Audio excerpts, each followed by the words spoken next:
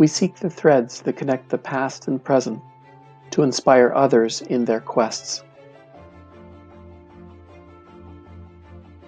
This is why we do what we do.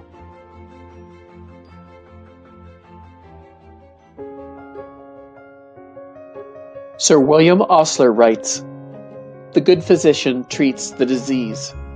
The great physician treats the patient who has the disease."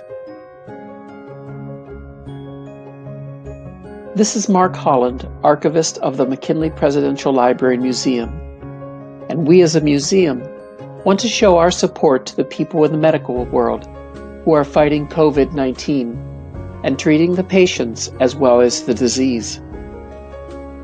We want you to know the origins and contributions of our local medical personnel.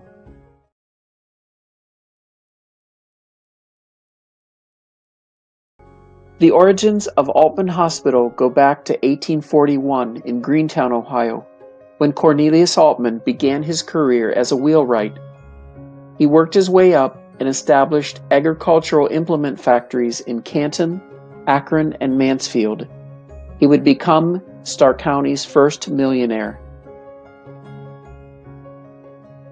In 1846, Mr. Altman married Eliza Wise of Greentown, and together they had one daughter, Elizabeth Altman. Unfortunately, Eliza died in 1866.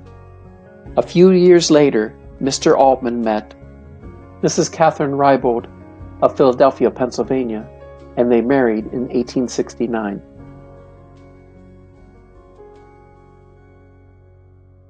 Elizabeth Altman married George D. Harter, also in 1869. Mr. Altman built his magnificent mansion where the Canton Memorial Civic Center now sits. The Harters lived in the little cottage William McKinley would make famous during his 1896 presidential campaign. On Christmas Day in 1884, Cornelius Altman died. He was only 57 years old. Altman Hospital was first conceived by Mr. Altman himself when his wife, in an 1896 Canton Repository article, revealed her husband's dream of a hospital for Canton. Mrs. Altman spoke with her stepdaughter, Mrs. Harter, about the idea, and she agreed they would erect a hospital in memory of Mr. Cornelius Altman. On Sunday, September 28, 1890, at 3:30 p.m., the cornerstone laying was celebrated with thousands in attendance. Mrs. Elizabeth Harter, using a silver trowel with an ivory handle, fixed the mortar into place to lay the cornerstone. 2 months later, on December 8, 1890, Mrs. Harter lost her husband, Mr. George D. Harter, at age 47, just before the new Canton Hospital that would bear George Harter's father-in-law's name would be opened in 1892. The architect was George F. Hammond of Cleveland, Ohio, who went on to design the present Stark County Courthouse and McKinley High School on North Market Avenue. The building was completed on July 8, 1891, but it was not ready to open until January 17, 1892. The first building contained 40 rooms with steam heat and gas and electric lighting.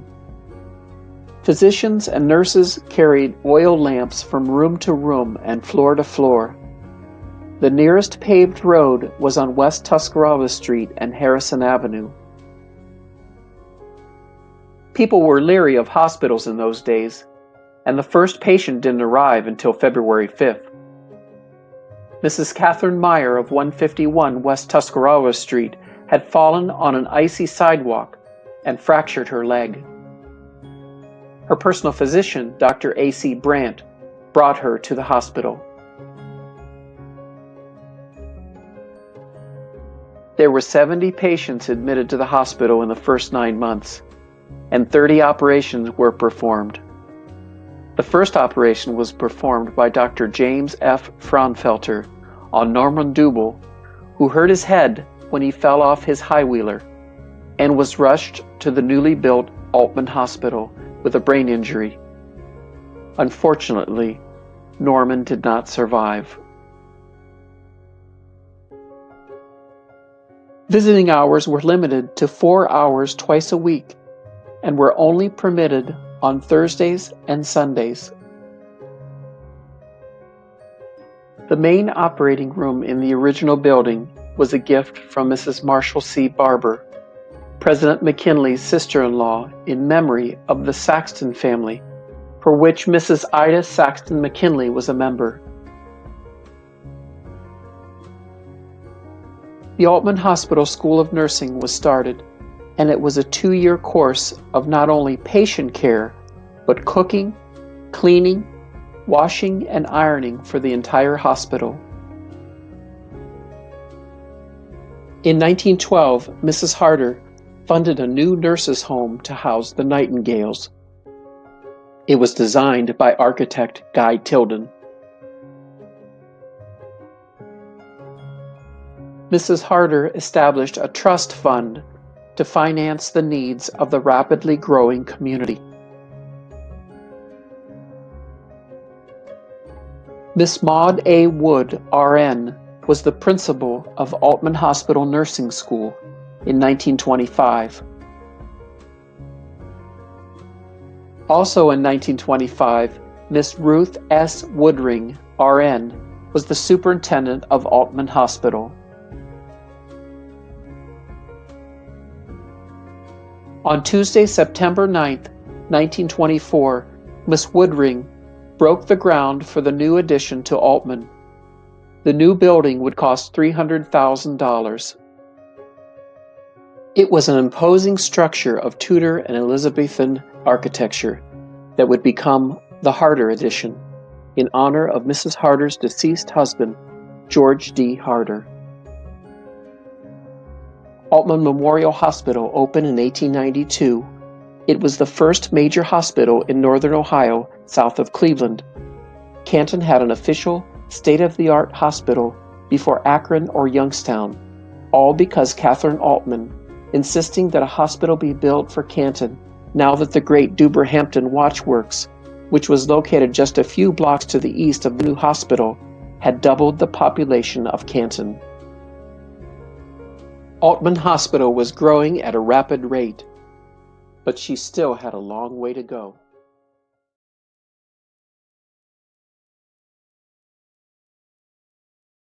With the construction of the first building, the nurses' home, and the Harter Addition, Altman Hospital was growing rapidly on Dartmouth Avenue near Tuscarora Street. On November 1, 1929, the Altman School of Nursing held a Halloween party hosted by the junior class, who dressed alike in black pajamas. The host class made sure the kings, beggars, ghosts, goblins, and funny men had a good time. Despite the stock market crash a few days before that caused the Great Depression, the ladies of the Altman School of Nursing had a great night.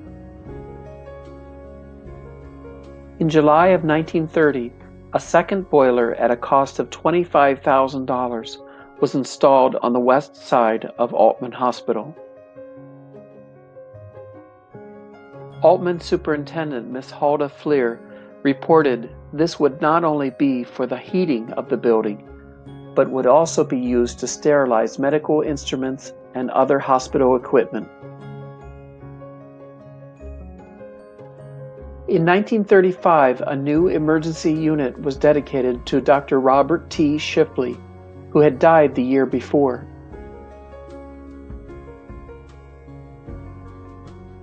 The little boy pictured here had fallen out of a moving car and received care from the Altman staff. Fully recovered now, he reenacted the scene for a Canton movie entitled Good Neighbors. Emma Reiger, who had graduated from the Altman School of Nursing in 1896, was invited to the school to meet the current students and to be honored in October of 1938. Miss Reiger recalled working 24-hour shifts, waking up early to study, and wearing high rubber boots in the muddy roads by the hospital. Sunday, November 28, 1943, in the midst of global war, a ceremony to lay the cornerstone for the McKinley Pavilion took place with 400 in attendance. The cornerstone was laid with the same silver and ivory-handled trowel used 53 years earlier at a similar ceremony. The nursing school classes of 1944 and 1945 had nurses who would stay behind and fight on the home front, and cadets who were leaving for the war. In 1946, the Morrow House, where the nursing school was opened. It was named for Ida Steiner Morrow, who graduated from the Altman School of Nursing in 1898. The building was used for both training of the nurses and their residents. The Morrow House was later expanded to accommodate the growing nursing school with more classrooms and learning space. A ceremony to lay yet another cornerstone was held on November 16, 1952, to begin the most ambitious building construction plan to date. A new building that would replace the first building from 1892 at a cost of $3.7 million. Over 30 items were placed in the cornerstone, including Cornelius Altman's Bible, photographs of Kate B. Altman and Cornelius Altman, articles of incorporation for the hospital, and a host of other historical artifacts were left for a future generation to discover.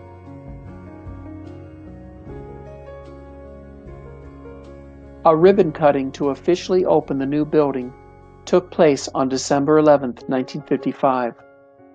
The new building allowed for many new methods of treatment and departments.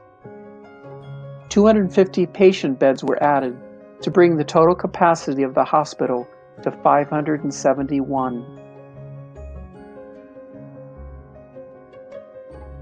By 1960, Altman Hospital was 68 years old, and she still had many more people to serve.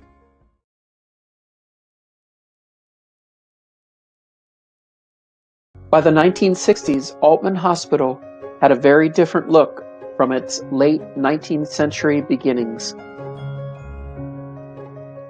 In 1961, George Putnam, who lived in Colonial Heights at 1214 Havana Place, Northeast, joined an elite group of a little more than 100 people who lived with a pacemaker.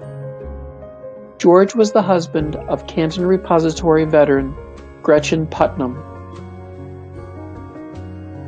Dr. Walter Henry Kasserman implanted the pacemaker on February 14th. It was the 13th pacemaker implanted in the United States. Just east of the hospital's main entrance, ground was broken on October 3, 1966, for a new building costing $8.5 million. The building would be funded from a joint fundraising drive for $21.1 million by both Altman and Mercy hospitals. The 7-story memorial building would open in 1969, bringing the capacity of the hospital to 701 beds and 68 bassinets. In February of 1970, the surgical teams moved into their new suites while maintaining the old suites.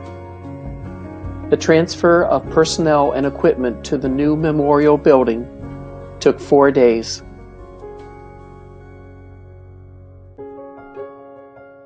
The Women's Board of Altman Hospital was established in 1969. In 1970, This women's board held its first angel auction.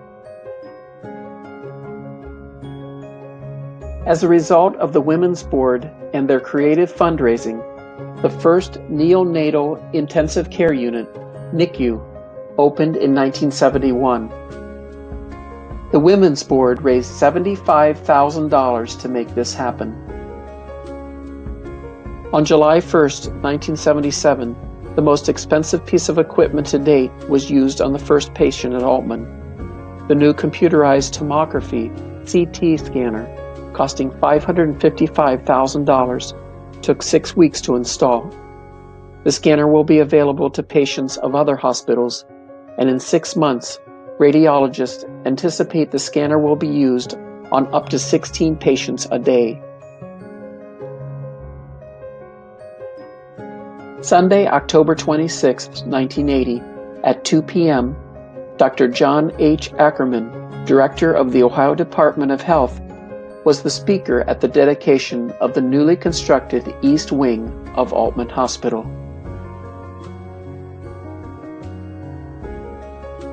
Altman Hospital turned 90 years old on January 17, 1982.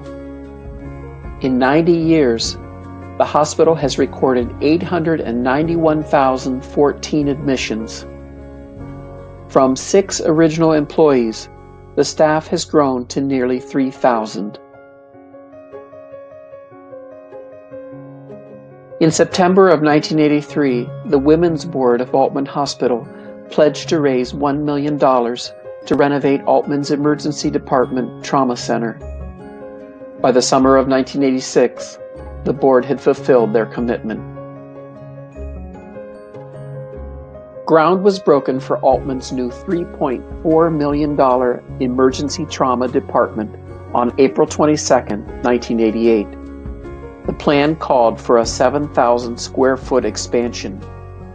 The need for this expansion was from an increase of patients served. In 1982, this department served 35,000 patients, and by 1987, that number had increased to nearly 50,000. A few of the notable milestones of Altman Hospital in the 1990s include Altman West expansion in Massillon, expansion in Alliance and North Canton, and the marking of Altman Hospital reaching its centennial year. In December of 1999, Altman Hospital was named among the top 100 hospitals in the country. To the north of the present hospital buildings, ground was broken in September of 2003 for a 321,000 square foot expansion that was part of Altman's 2010 project. It was estimated that it took 413,000 bricks, 84 tons of glass, and many other building materials to complete this massive project.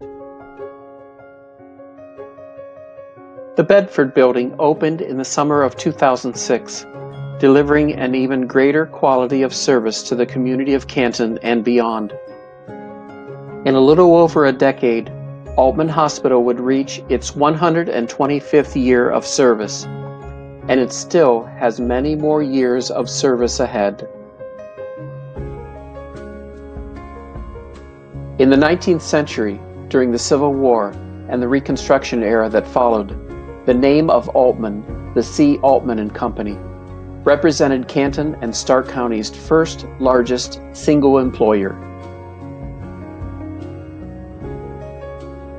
Remarkably, over 150 years later, the great name of Altman still represents Canton and Stark County's largest single employer. In the 21st century, Altman Hospital now has over 5,000 employees located in buildings in the Stark County towns of Canton, North Canton, Louisville, Massillon, and Alliance. Plus, Altman is now also located in the towns of Orrville and Carrollton in neighboring Wayne and Carroll counties.